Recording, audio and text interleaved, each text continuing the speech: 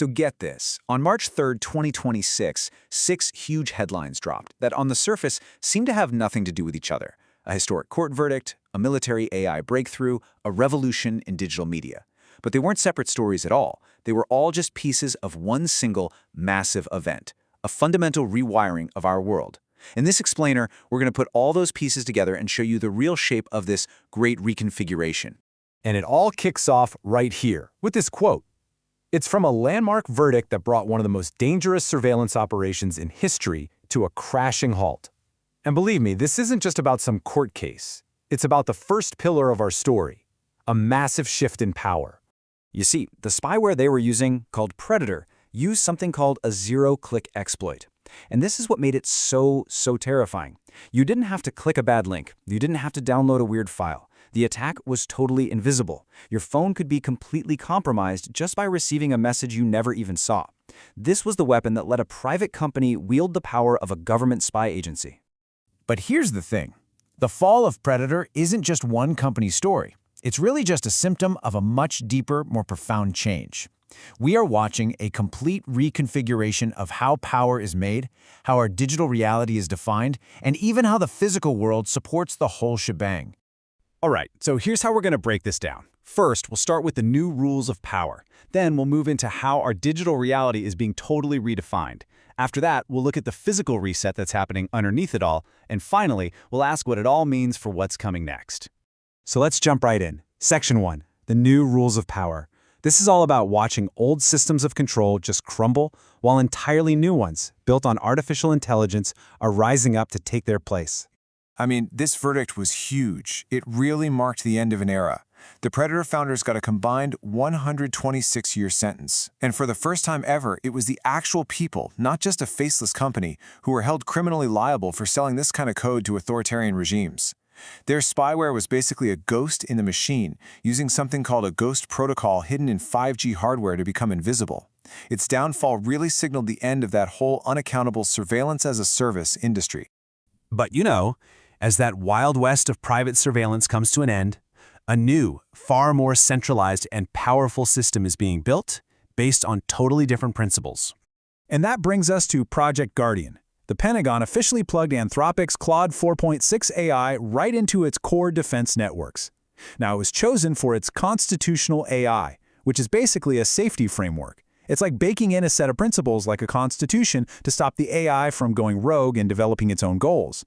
And get this thing isn't just running on the cloud, it's air-gapped, meaning it's physically cut off from the internet, running on its own dedicated cluster of next-gen supercomputers. And this right here, this is the critical shift. Before, military AI was for data processing. Sifting through satellite photos or crunching numbers. But now, now we're talking about high-level reasoning, simulating geopolitical outcomes, managing strategic planning. This isn't just an upgrade, it's a whole new category of tool.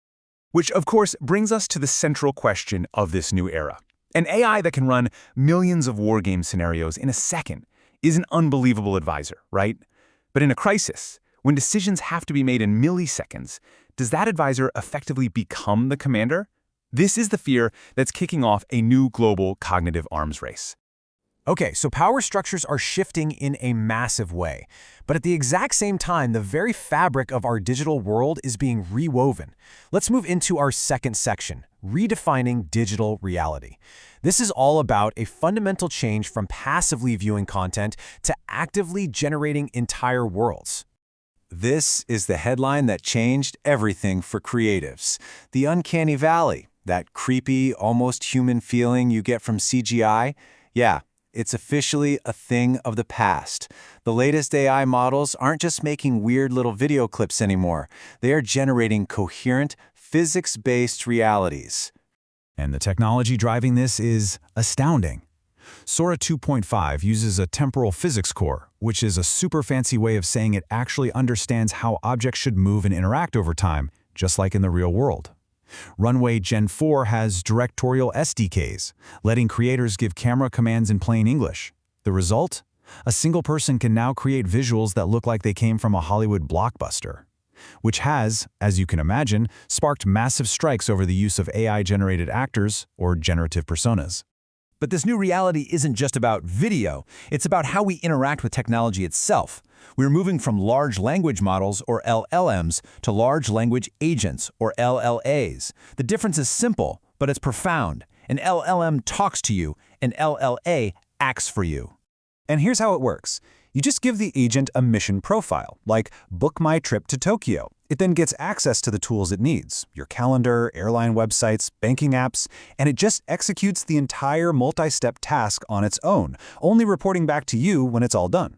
It's like having a personal assistant that literally never sleeps. This creates a fundamental shift in our role. You're no longer an operator, clicking buttons and filling out forms. You are now a commander, issuing a mission to an autonomous agent that just goes and carries it out on your behalf. Now, for all this incredible stuff to happen, for AIs to reason and agents to act, it all has to run on something physical. And that brings us to the third layer of this reconfiguration, the physical reset, where the laws of economics and physics are scrambling just to catch up with our digital dreams. It all starts with the silicon. New 2-nanometer chips delivered a mind-bending 400% jump in efficiency. A massive, massive leap forward. But that leap came with a huge cost. That cost has created what the market is calling compute debt. It's so expensive to build these new chip fabs that investors are fleeing software companies and pouring money into physical infrastructure. In 2026, owning the code isn't enough. You have to own the silicon and the power grid that runs it. And this brings us to the biggest bottleneck of all, energy. By early 2026, just training and running AI models was already consuming a staggering 4% of all electricity on the entire planet. This was completely unsustainable. The whole AI revolution was about to slam into a physical wall. Until this happened. The holy grail of material science actually became a reality.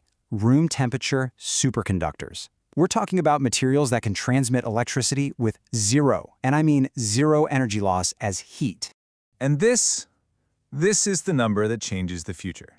If this RTSE technology can be scaled up, the cost of computing, the fundamental resource behind AI, is projected to plummet by 90%. This isn't just an improvement, it's a phase change. It makes intelligence, for the first time, nearly free.